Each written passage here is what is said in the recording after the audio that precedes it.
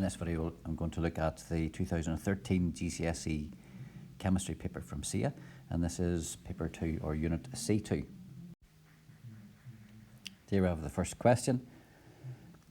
Part A, magnesium is often used in fireworks. What is the colour of the flame observed when magnesium burns? Well, magnesium burns with a white flame. So you just need to put in white there. Do remember it's not a glow, it is an actual flame. Then the balance equation for it, well, the magnesium is going to burn and react with oxygen in the air, and that'll form magnesium oxide. And then we need to balance it. Don't forget that oxygen on its own, which you can see here, is diatomic, so it has to be O2. The next question then, what's observed when a sample of carbon burns? Now, there are a number of things you could say here. Anytime there's a colour change, it's a good idea to state the colour at the start and then the colour at the end. So what you could say here is that it starts off as a black solid and then it glows. Think of even burning charcoal on a barbecue, and you can imagine that it starts off that black colour, and when you burn it, it starts to burn with an orange flame. You could say other things like it glows orange, there's soot, there's an ash, which would be a whitish grey colour. And of course the reaction is combustion, so it would give out heat. Now when carbon burns in a limited supply, we don't get carbon dioxide, but instead carbon monoxide is formed, and it is asked for the name. Part C of the question. I have to write a balanced symbol equation for the reaction. Now we're told what the reaction is. We start off with potassium nitrate, and then it thermally decomposes. Thermal decomposition is when a substance breaks down using heat, not breaks up, it breaks down using heat, and then we are given the products. So we start off with potassium nitrate. It's KNO3, and then it goes to potassium oxide, nitrogen, which is a diatomic gas, and then oxygen is also a diatomic gas. So that would get us 2 marks, and then it needs to be balanced. Put a 2 there, and we can now do this in one of 2 ways. You can put a 2.5 there. So if you don't like that half, then we can multiply the whole equation by 2.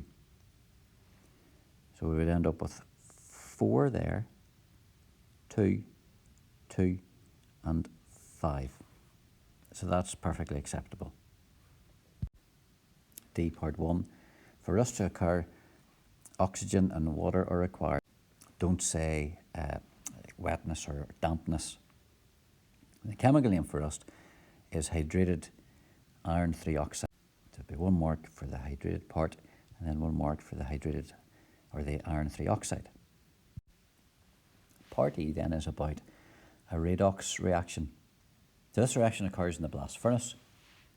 We've got our iron 3 oxide being reduced to iron, and the carbon monoxide, which is the reducing agent, being oxidized to carbon dioxide.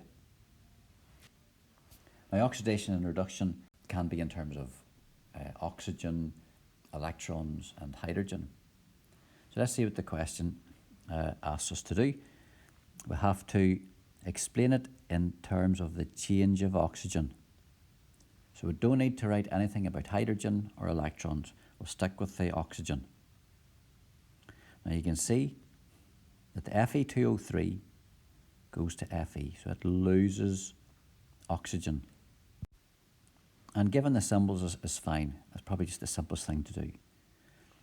Now, in any question that asks about oxidation, reduction, redox, you must always give a definition of oxidation and reduction in terms of how you're trying to explain it. So we're explaining redox in terms of oxygen. So we need to put in a statement then that reduction is the loss of oxygen. And then we look at the oxidation process. Well, we've got carbon monoxide, or CO, goes to CO2. You can see that it has gained an oxygen, so that's been oxidized. Again, we need to give a statement of what oxidation is. The last thing we have to do is give a definition of redox, because the question asks, why is this redox? Well, redox is just a combination of reduction and oxidation. Question 2, apparatus A is a gas syringe. Now you've got to be careful here and not say glass syringe. Also, you've got to have the word gas in there, so it's not just syringe.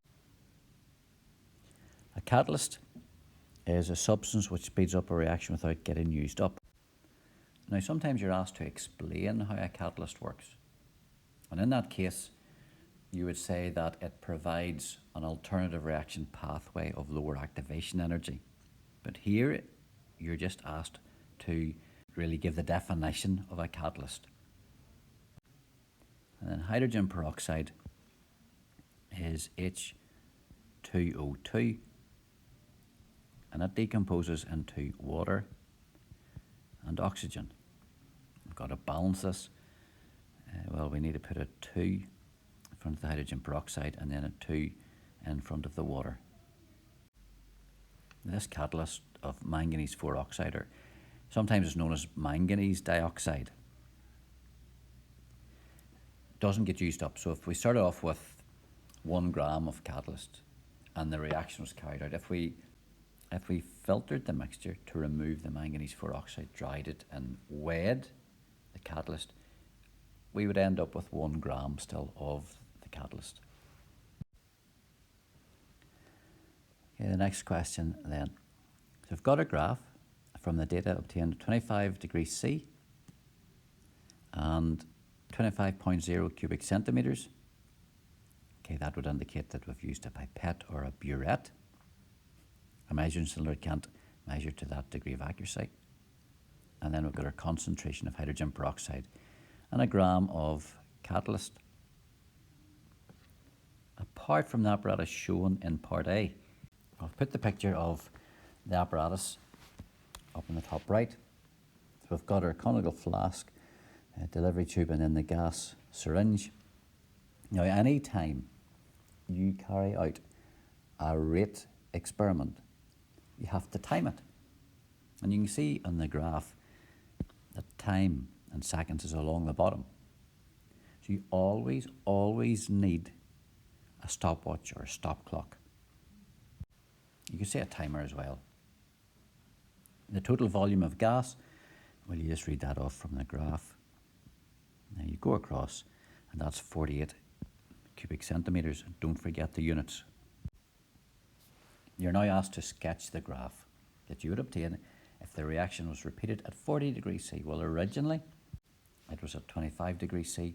Now the particles have more energy, so we're going to get a faster rate of reaction. We're still going to start at 0, 0.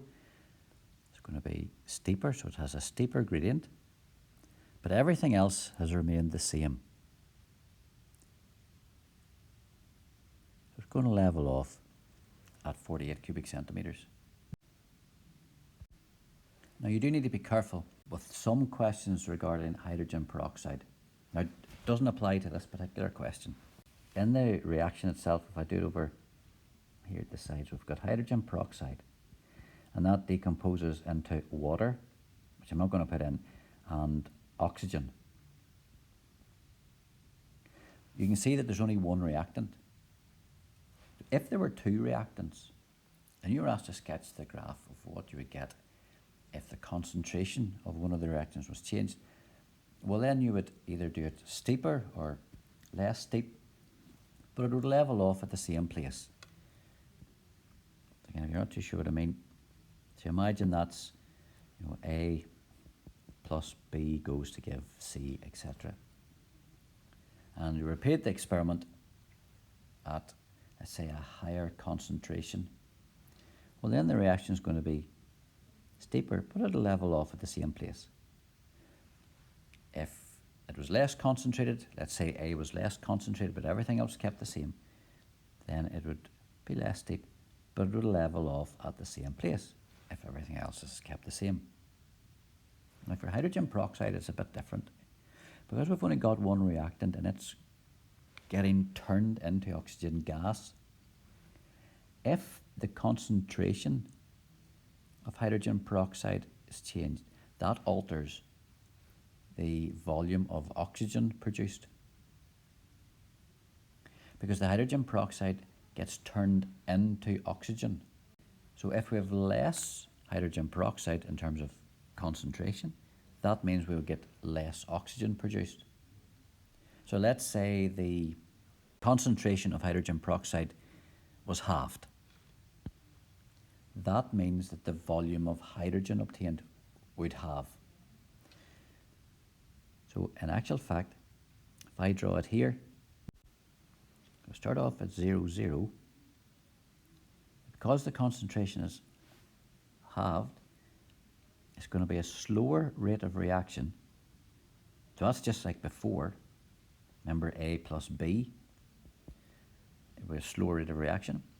But remember, when it's just hydrogen peroxide, if we've got less concentration, then we'll get less oxygen formed. And if the concentration is halved, the volume of oxygen obtained will halve. So it doesn't join up with the original line in this case. So that's just something to be aware of. Then we have to work out the time for the reaction to be completed when using manganese 4 oxide. So you just go to the graph and you'll see that that is 40 seconds. So I put in 40 there. And then the rate of decomposition, well, rate is 1 over time. So it's 1 divided by 40, that's 0.025. I don't need to put in the units, which is second to the minus 1, because that's already given to us in the table. Next one then, which of the metal oxides is least effective? Well, that's going to be the one that takes the longest time to complete the reaction. So you can see here that, well, it doesn't matter which column, you can use the second or the third column. The manganese 4 oxide completes it in 40 seconds. Copper 2 oxide 127 seconds. Zinc oxide 360. That's taken the longest. You can look at it another way.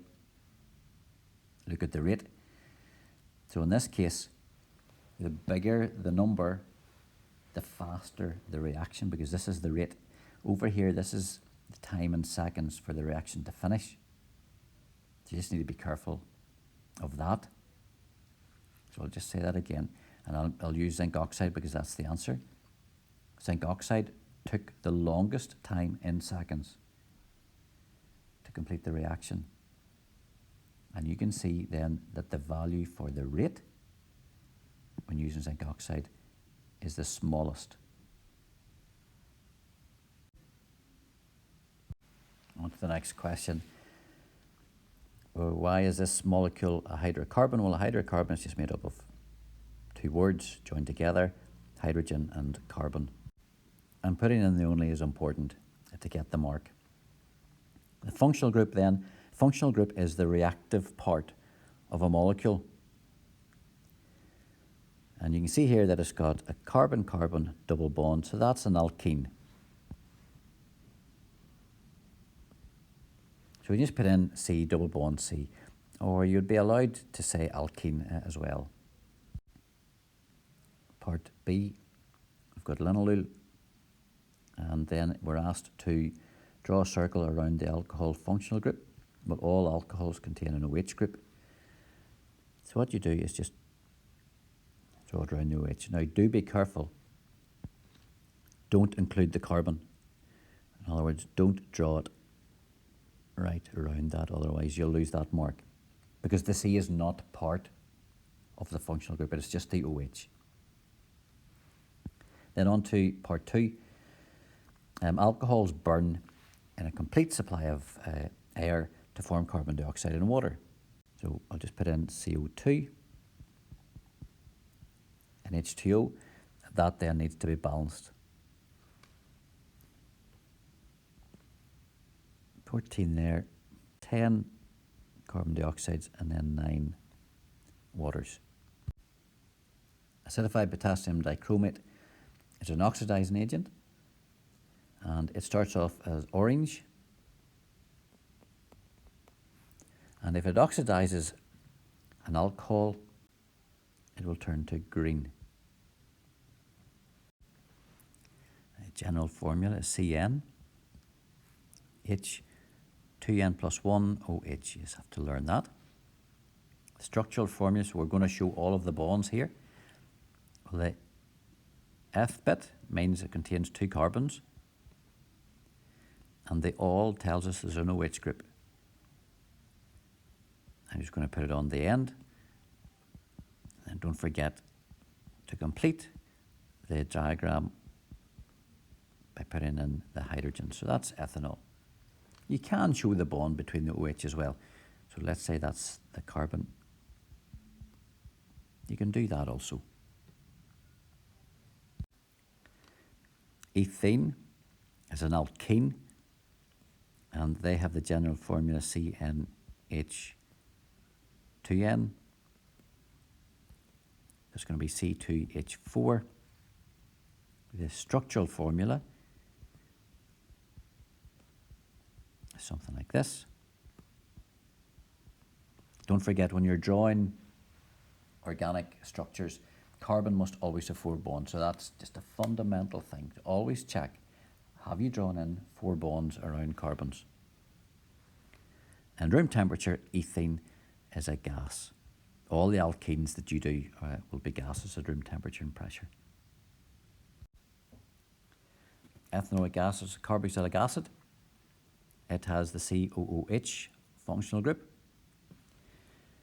Again, it's based on 2 carbons.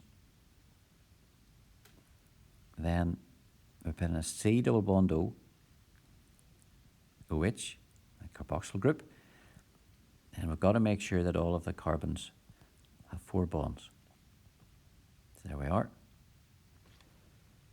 When you react magnesium with ethanoic acid, it's a typical acid metal reaction. So you see things like fizzing. The magnesium disappears.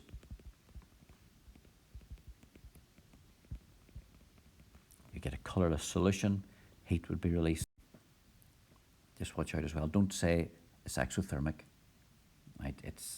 You would notice that heat is released. And then magnesium reacting with ethanoic acid is going to be Mg. The formula of ethanoic acid is CH3COOH. You'll find then on the back of your data leaflet that ethanoate is COO minus. So this is a valency of 1. Now it's common in organic chemistry to write the organic part first. So I'm going to do this as CH3COO. Now this whole thing has a valency of 1. The magnesium has a valency of 2. So I swap over the valencies. It's going to be a 2 there. Because this is all made up of different elements, it needs to go inside brackets. And then this is a metal plus an acid, so it'll form the salt and hydrogen. It of course needs to be balanced. And you can see we've got 2 like ethanoate parts here. We've only got 1 over here, so we're going to have to put a 2 in front of that. Now you can put the metal part first over here. So I mean you can write this as Mg. And then the CH3COO brackets. 2, that's perfectly fine. On to question 4. A is a delivery tube. And then B is a gas jar. Don't say glass jar. Watch out for that. The damp mineral wool over here in the boiling tube. Well, the reaction is zinc with steam. We'll have to generate the steam. So what happens is the damp or the mineral wool gets soaked in water, and then as it's heated, the water turns to steam and then passes over the hot zinc. So damp mineral wool is heated to generate steam. The gas produced when a metal reacts with water and with steam is hydrogen. And then a metal which doesn't react with steam is just going to be low down in the reactivity series. So copper. You could put other things in there like gold, silver, platinum, etc. Right, on to part B. A name of metal X. Well, when it reacts with oxygen, you get a black coating. Now, you should know that when copper burns, it forms black copper oxide. So it's likely that X is copper. And then part 2 is the reaction of an alkali metal with water. So that sounds like it fizzes, it floats, it moves on the surface, the metal disappears, etc. So there are the main observations. Do be careful here. Don't say that it dissolves, and you do need to say the metal disappears, not just disappears on its own. You probably could say a flame or sparks as well. If you used a big enough piece of sodium, you would get those. And then sodium with water. Well, it's an alkaline metal, so it's going to form an alkaline solution, which is sodium hydroxide, and we get hydrogen produced. Needs balanced. We put 2, 2, and 2.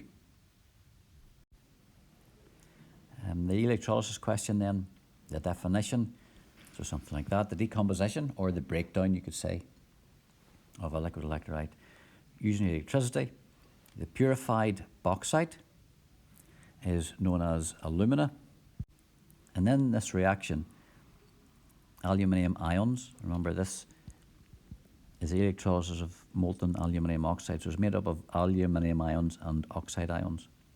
Now, aluminium ions are Al3+. So they're going to gain 3 electrons, and then they will get turned into aluminium atoms.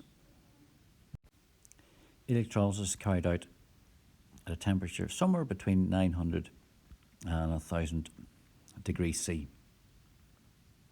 Then the carbon anodes. I'm just going to draw a quick sketch here of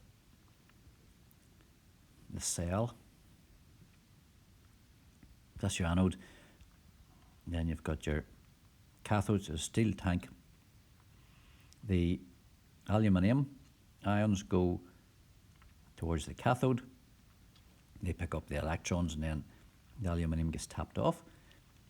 The oxygen, because remember oxygen is the other part of aluminium oxide, it travels to the anode. These are made out of carbon, and with the high temperature, the carbon reacts with oxygen to form carbon dioxide, and so the anodes wear away. Question 5. So I want to a titration question. We'll have to describe how we would prepare and use a pipette. So obviously a pipette has got this sort of shape, just to remind you of what a pipette looks like. So answering this here, we have to ensure accuracy and safety. Well, we could use a safety filler, and that would take care of the safety mark, or a pipette filler, or a pie pump. And the way we'd prepare a pipette, same thing with the burette, is we'd normally rinse it with distilled or deionized water, and then we'd rinse it with the solution that was being put into it, which in this case is the MOH solution. We'd then fill it with the MOH solution until the bottom of the meniscus is on the mark. So on the diagram that I've drawn, there's the mark to the bottom of the meniscus, and that's like the curve at the surface of the liquid. you have to bring it up. So at the bottom of that curve is on the line. We would then run the solution into the flask, and when using the pipette, you always have to touch the tip of the pipette against the surface of the liquid. On to part B, we'll have to calculate the average titer. Now, you never ever use the rough titer value. You only ever use the accurate values. So these are ones that are within 0.2 cubic centimetres of each other. Now in this example, the two accurate values are the same. So it's just going to be 14.0 cubic centimetres. The indicator is phenolphthalein. Remember from the previous question, we just pipetted the MOH solution into the conical flask. Now MOH contains hydroxide ions. It's the alkaline solution. So when phenolphthalein is in here, it's going to start off pink. And then the acid will be run into it from a burette. And we're using HCl. So it's going to go from pink to colourless. Then we have to calculate the number of moles. Well, we've just worked out that we need 14.0 cubic centimetres of acid. And if we read up the top, the concentration of the acid was 0.125 moles per cubic decimetre. So the number of moles, so remember N equals CV, and if the volume is in cubic centimetres, we need to convert that to cubic decimetres, so we divide by 1,000. So that's going to be 14 times 0.125 divided by 1,000, 0.00175. Now keep the value of number of moles to at least two significant figures. So 2 or 3 is always good. Never use moles to one significant figure. So we've got the balanced equation. So you can see that if we have 0.00175 moles of HCl, it's going to react with 0.00175 moles of MOH because it's a 1 to 1 ratio. We look back. We have just worked out the number of moles here. However, that, if I do it this way, so imagine that's the 1,000 cubic centimetres, which is 1 cubic decimetre. So 25 cubic centimetre, 25.0 to be exact, of the MOH is taken out and put into here. So as I said, we have worked out that there are 0.00175 moles in here. And that's 25.0. So if we want to work backwards and work out the number of moles in the 1,000 cubic centimetres, well, that's going to be 25 times 40. So the answer here is 0.00175. Part 5 then, calculate the number of moles present in 1,000 cubic centimetres. Well, so here we go, 0.00175 times the 40, and that's 0.07. So now we know the number of moles in the original 1,000 cubic centimetres. And the mass was 3.92 grams. So the 3.92 grams were dissolved in here and then made up to 1,000. So that's equivalent to 0.07 moles. So then we can work out the RFM, or the relative formula mass, of the MOH, or RFM. It's usually called MR now. So if we use N equals the mass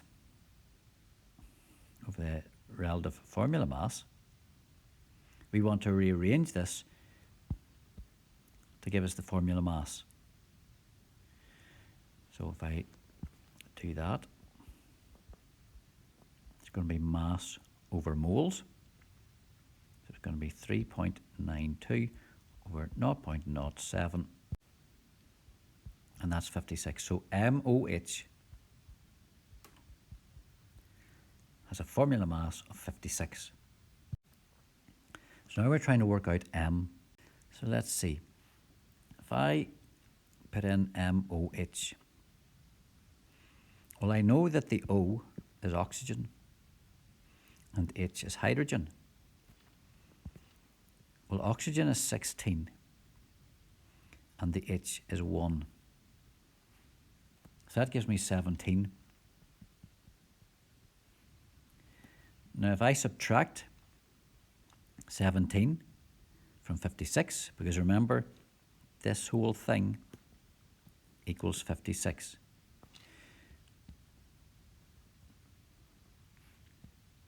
That is equal to 39. And that is the formula mass then of M. So what I do is then look up the periodic table, look to see which element has a mass, atomic mass of 39. Remember, it's not a number, it's not an atomic number, it's an atomic mass. We'll see that this is potassium. So M is potassium, or you can just simply write K. Ammonia will react with nitric acid. So there's ammonia, NH3. Don't get confused and mix ammonia with ammonium. Ammonium is NH4+. And nitric acid is HNO3. And here we get a salt. Now we don't get a salt plus water. It's just the salt, which is ammonium nitrate. Then how would we carry out a test for ammonia gas? This is where you would have a glass rod and you would dip it into concentrated hydrochloric acid, and then in the presence of ammonia you would get a white smoke, and that white smoke is ammonium chloride. The equation for that, you don't have to do this, but I'm just showing you so you make sure you understand what's happening. The ammonia gas is reacting with the hydrogen chloride gas, which is coming off from the concentrated hydrochloric acid, and then it forms ammonium chloride. That's the white smoke, or the white cloud. Don't say fumes, and it's not a gas. I don't really have to do part 3. So I'm just going to leave that out, and we'll go on to part B. Part B, the reversible arrow, which you can see here, tells us that this reaction could go from left to right or right to left, or you could say the reaction can go forwards and backwards. The catalyst in the Haber process is iron.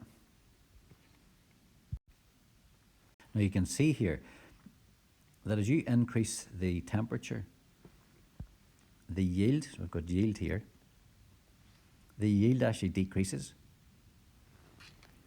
Now if we look at the equation again, we've got nitrogen and hydrogen is an equilibrium reaction. And the enthalpy change for this reaction is negative. So the forward reaction gives out heat. If you increase the temperature for an exothermic reaction, the equilibrium will move to try and oppose that increase in temperature. So it actually moves to the left. So that's why, as the temperature is increased, the yield decreases. So we would get a higher yield by using a lower temperature, because then that would drive the equilibrium in the exothermic direction. But this question isn't asking you to explain anything in terms of equilibrium. It's just state the effect of increasing the temperature on the yield.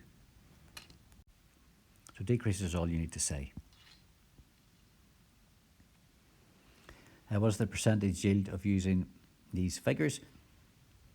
Well, if we go to 450 and then 250 atmospheres, there's 250.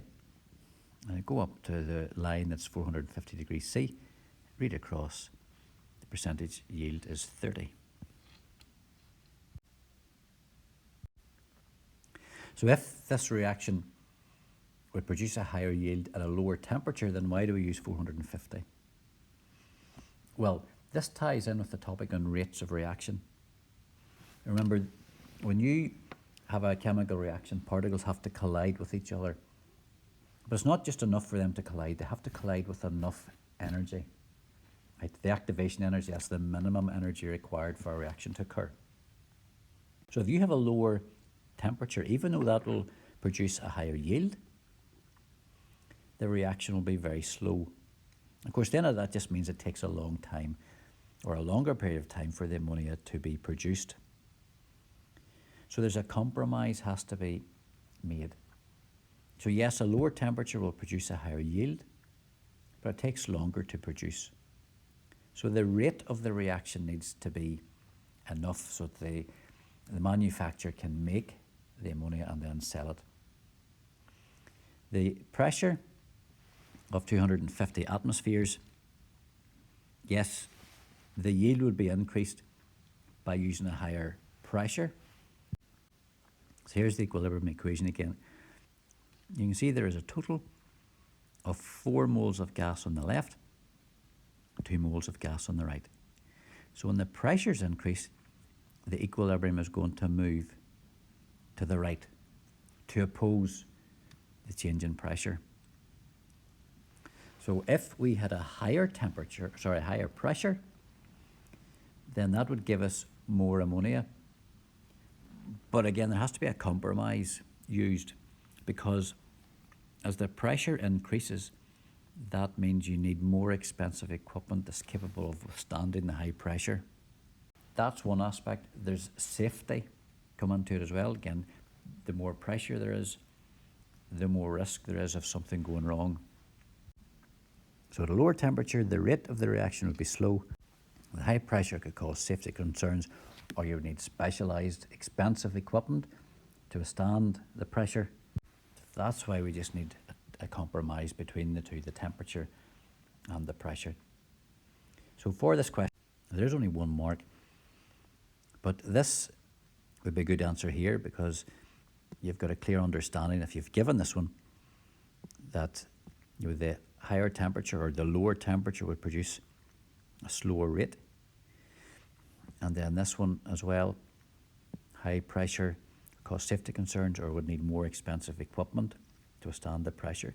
So that there would should get you the mark. Or you could say compromise between the temperature and the pressure, but I think it would be good as well if you could give at least an indication of what you mean by this, by giving an example here.